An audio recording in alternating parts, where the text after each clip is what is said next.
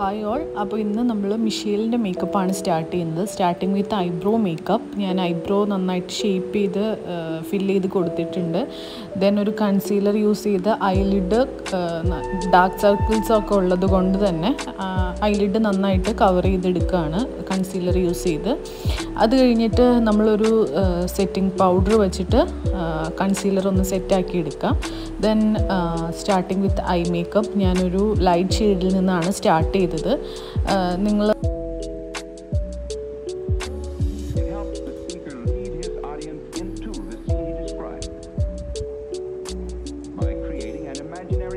അതുപോലെ I makeup ഞാനിപ്പോൾ ഇവിടെ ഒരു ഗ്ലിറ്റേഴ്സ് യൂസ് ചെയ്ത് കംപ്ലീറ്റ് ചെയ്തിട്ടുണ്ട്. മസ്കാരയും യൂസ് ചെയ്തു. അടുത്തത് ഇമ്പോർട്ടൻ്റ് ആയിട്ടുള്ള കാര്യം, നമ്മൾ മേക്കപ്പ് സ്റ്റാർട്ട് ചെയ്യുന്നതിന് മുന്നേ പ്രൈമേഴ്സൊക്കെ ഞാനിവിടെ യൂസ് ചെയ്തിട്ടുണ്ട്.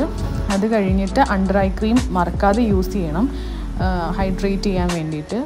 ദെൻ ഒരു കൺസീലർ യൂസ് ചെയ്ത് പിഗ്മെൻറ്റേഷനൊക്കെ റിമൂവ് ചെയ്ത് കഴിഞ്ഞിട്ട് ഞാനിപ്പോൾ ഫൗണ്ടേഷൻ യൂസ് ചെയ്ത് നന്നായിട്ട് ബ്ലെൻഡ് ചെയ്ത് കൊടുക്കുകയാണ്. ബ്രഷ് വെച്ച് വേണം നമ്മൾ ആദ്യം ഫൗണ്ടേഷൻ യൂസ് ചെയ്യാൻ. ദെൻ ബ്ലെൻഡർ യൂസ് ചെയ്ത് നന്നായിട്ട് ബ്ലെൻഡ് ചെയ്തെടുത്ത് ലൈറ്റ് ഒരു കൺസീലർ യൂസ് ചെയ്തിട്ടുണ്ട്.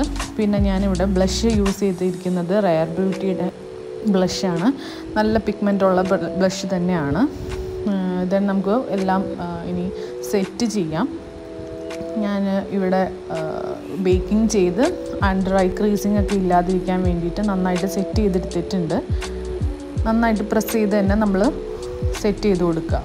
ഫേസിനെ ലോക്ക് ചെയ്ത് കൊടുക്കണം.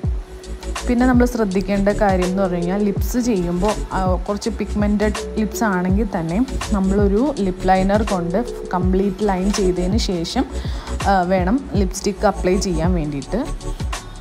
ഞാനിപ്പോൾ ഇവിടെ മിഷേലിൻ്റെ ഡ്രസ്സിന് മാച്ച് ആവുന്ന രീതിയിലൊരു ലൈറ്റ് പിങ്ക് ഷെയ്ഡിലേക്കാണ് ലിപ്സ്റ്റിക്ക് കൊടുത്തിരിക്കുന്നത്.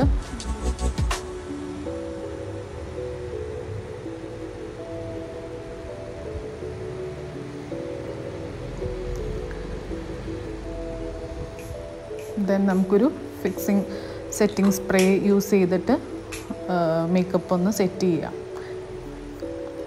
Thank you for watching.